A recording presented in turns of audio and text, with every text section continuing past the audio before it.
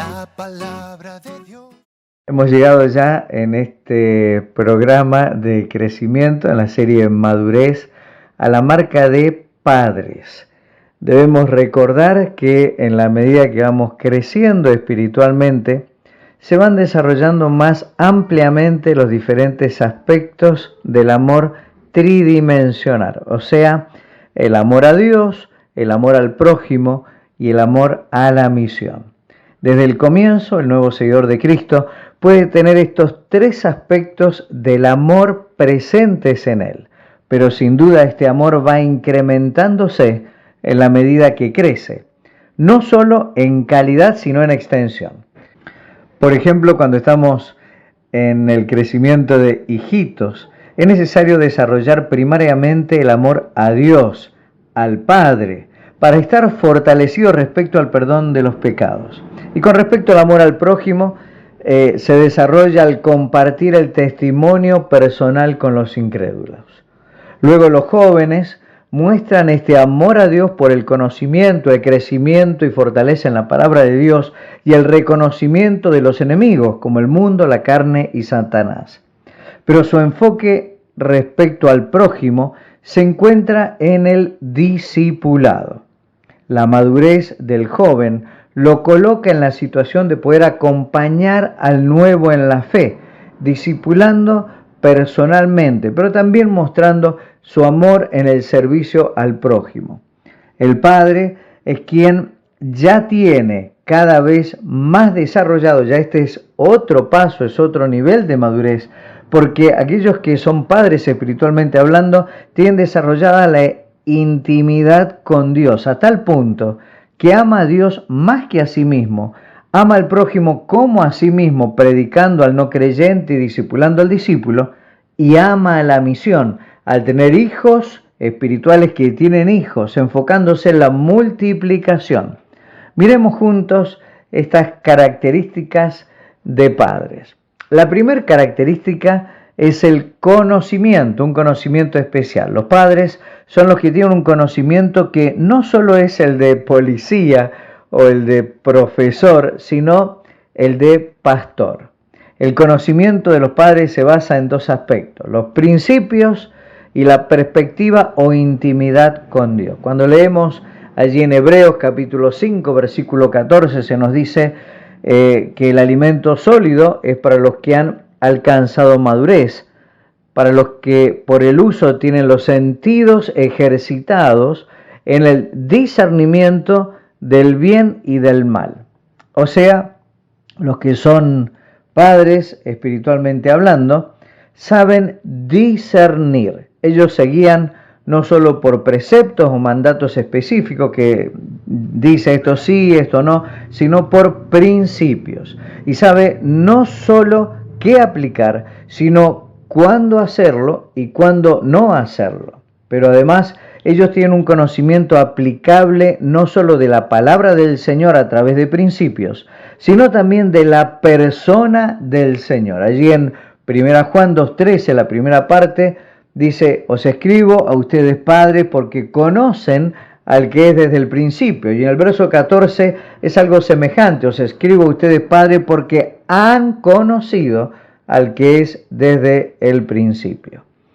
Si lees conmigo Juan 14 del 6 al 14, verás que el Señor le está diciendo a sus discípulos, aquellos que habían estado con Él en el camino durante 3 años, yo soy el camino y la verdad y la vida, nadie viene al Padre sino por mí. Si me conocen a mí, también a mi Padre conocen.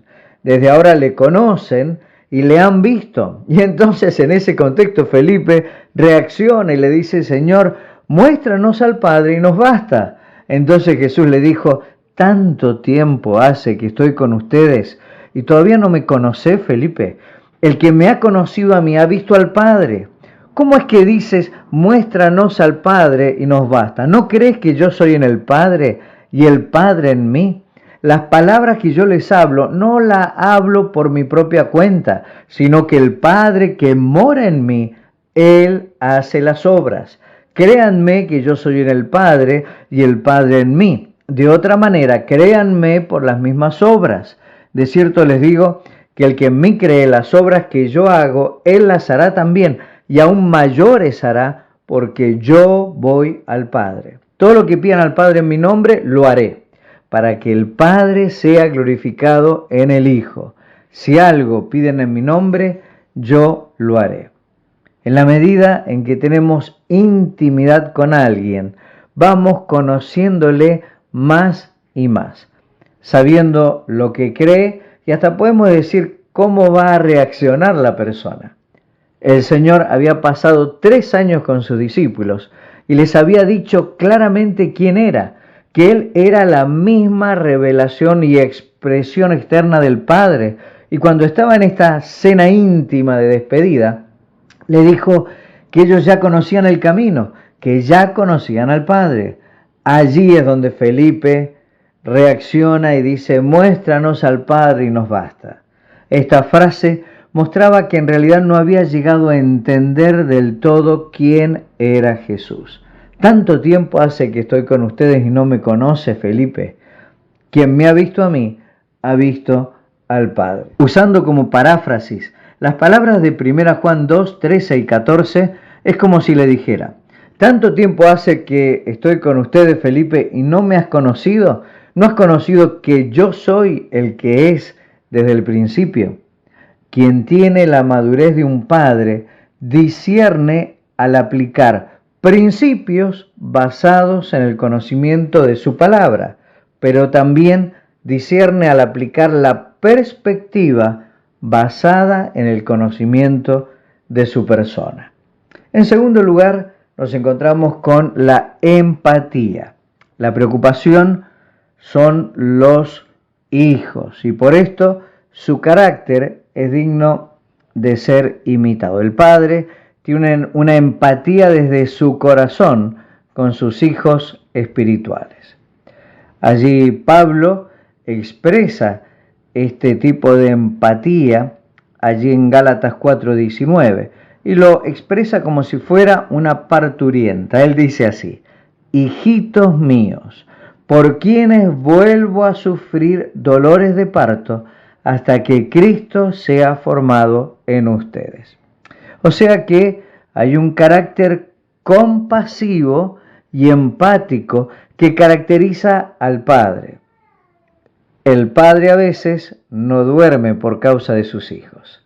Quienes son padres espiritualmente hablando desarrollan un carácter así. A veces llorarás por la falta de crecimiento o no podrás dormir durante la noche.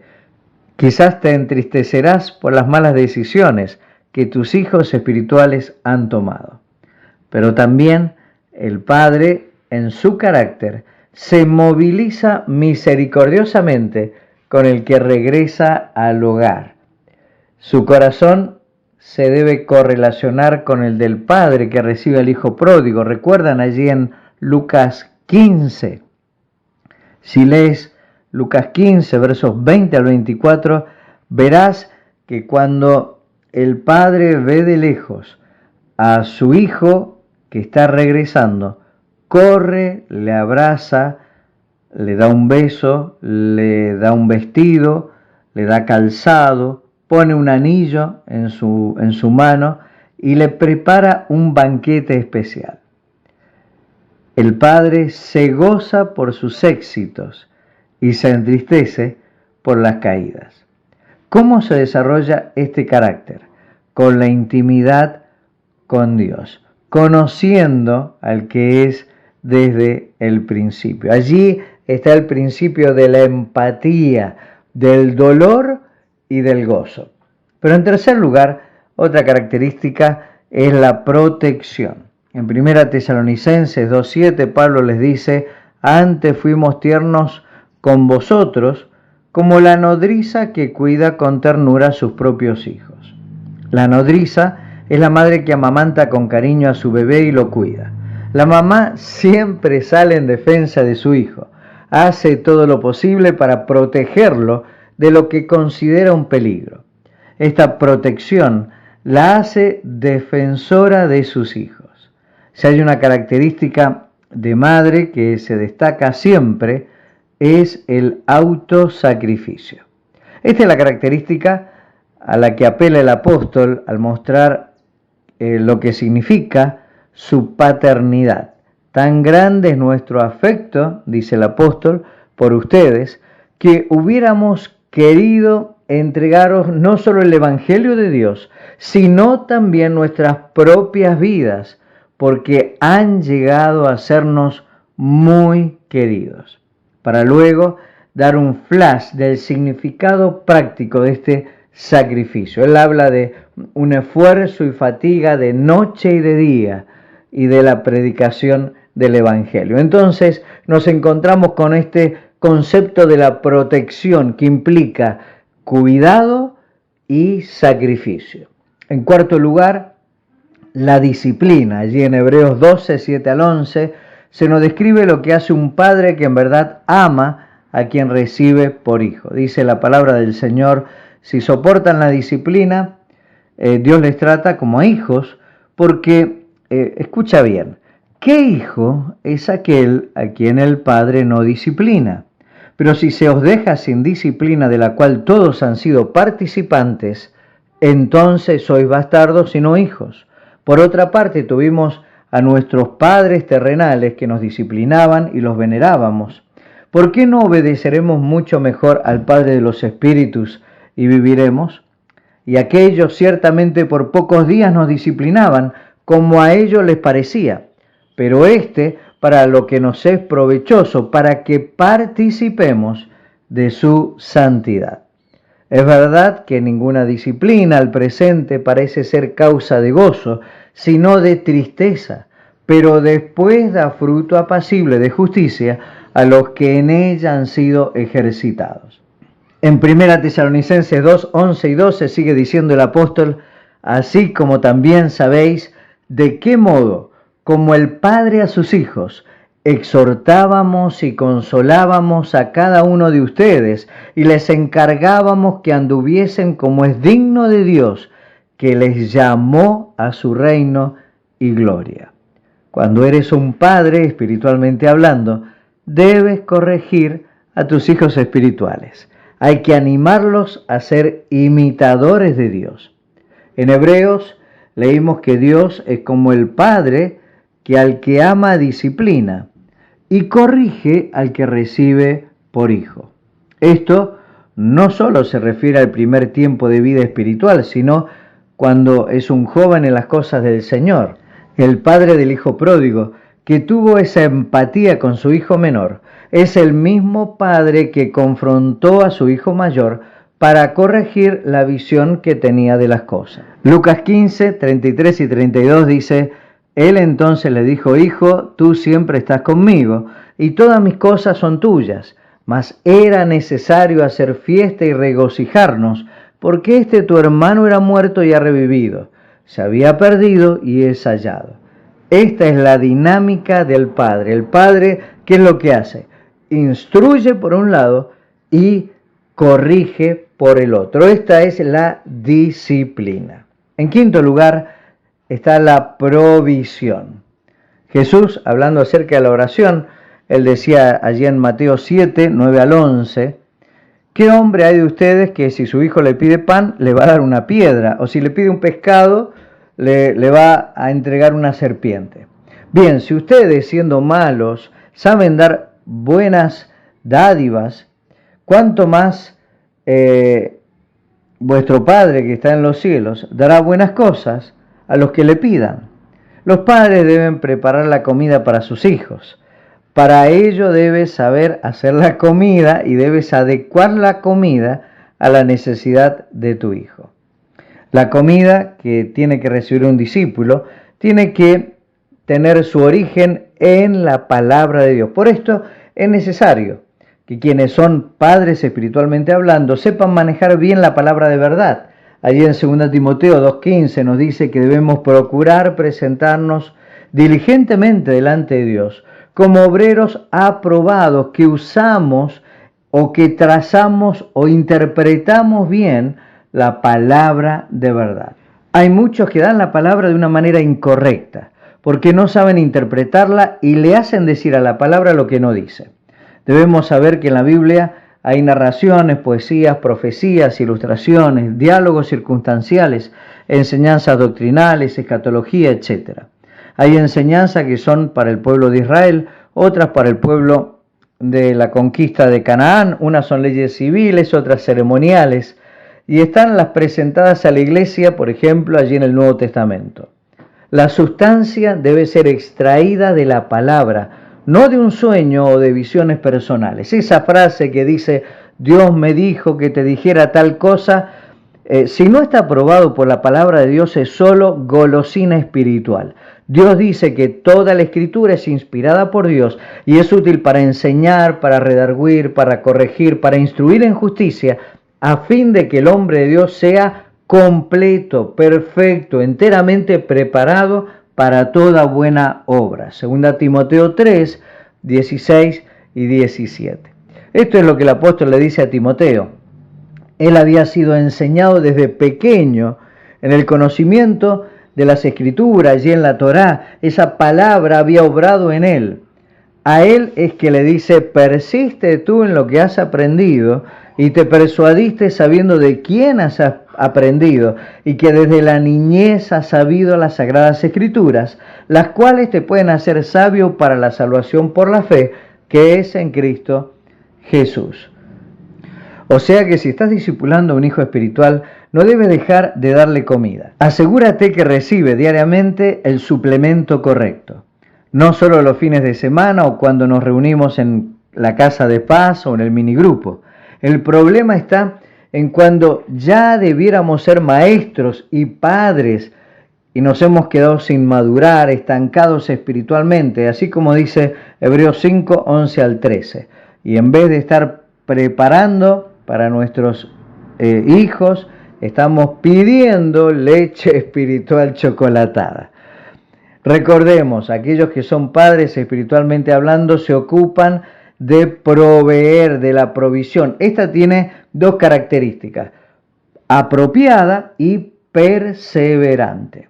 En sexto lugar, nos encontramos con la última característica, que es la multiplicación. Cuando estamos en una zona donde hay Wi-Fi, en nuestros smartphones, teléfonos inteligentes, tenemos que activar un sistema que se conoce como el sistema de datos. En nuestro contexto, aquí en la Argentina, le llamamos 4G. Pablo, al hablarle a su hijo espiritual Timoteo, le dice que él tiene que activar su sistema de 4G. Sí, 4G de 4 generaciones. Lee conmigo, por favor, 2 Timoteo 2:2, y verás este sistema de multiplicación en acción. Lo que has oído de mí ante muchos testigos, esto encarga a hombres fieles que sean idóneos para enseñar también a otros. En este versículo se observa ese principio de multiplicación activado. La primera G o primera generación es Pablo. Él fue el que comunicó un mensaje a la segunda G o segunda generación, que es Timoteo. Y le dice que él debe transferir esta verdad, tesoro, enseñanza o palabra a la tercera G, la tercera generación, formada por hombres fieles, los cuales a su vez la transferirán a la cuarta generación, a quien Pablo define como otros. Esa es la meta del discipulado, hacer discípulos que hagan discípulos que a su vez harán discípulos. Quienes tienen la madurez de padres son quienes llegan a formar parte del liderazgo en la iglesia, o bien son siervos que saben multiplicarse. En términos prácticos, pueden tener a su cargo un grupo de estudio bíblico o casa de paz. Entonces, recordamos, respecto a la multiplicación, está el sistema de 4G, pero también en la multiplicación está el fructificar, es dar fruto. Como en 1 Corintios, Pablo está hablando, capítulo 1, versículo 16, que los primeros frutos fueron los de la casa de Estéfanas, a quienes bautizó, y lo llama en el capítulo 16, verso 15, los primeros frutos de Acaya. Muy bien, dejamos entonces estos 6 aspectos que lo podamos meditar y que nosotros nos evaluemos respecto al conocimiento de principios y la perspectiva, la empatía, el dolor y el gozo, la protección, dando cuidado y sacrificio, la disciplina, entregando instrucción y corrección, la provisión apropiada y perseverante y la multiplicación, el sistema de 4G y el fructificar, dar fruto. El fruto son discípulos. Te animo a que repases las características, lo repasen también en el grupo y van a estar comparando allí en el grupo de estudio 4 aspectos diferentes que sería bueno que lo analicen. La madurez retrasada, que es aquellos que debieran ser padres pero tienen retraso en la madurez, se observarán 2 casos de estudio. Luego padres déspotas, aquellos que ocupan el rol de liderazgo, de pastores en la iglesia y que se consideran dueños de la grey. Otro de los trastornos en el crecimiento es el de padres neófitos, o sea, líderes que en realidad son niños espirituales, que tienen el síndrome del vestido de colores, es para poder estudiarlo y compartir y extraer enseñanza. Ahí nos vamos a estar preguntando cuál es el nivel de crecimiento que cada uno de nosotros, si tienes más de 3 años como discípulo, ¿estás haciendo discípulos? Es tiempo de orar, tomar decisiones, de escribirlas y avanzar, porque se viene en este tiempo una etapa nueva en el crecimiento y es el prepararnos para discipular. Dios les bendiga.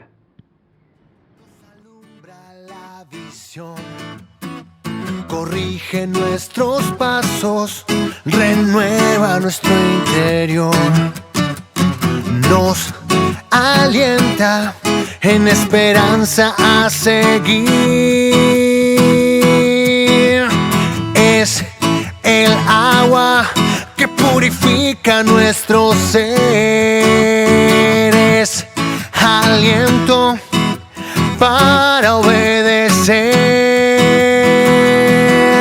Tu palabra permanecerá. Tu palabra es la única verdad. Tu palabra nos alumbrará. Tu palabra, Señor, me hace vivir. Tu palabra, Señor, transforma mi ser. Tu palabra, Señor, guiará mi vida. Tu palabra, Señor.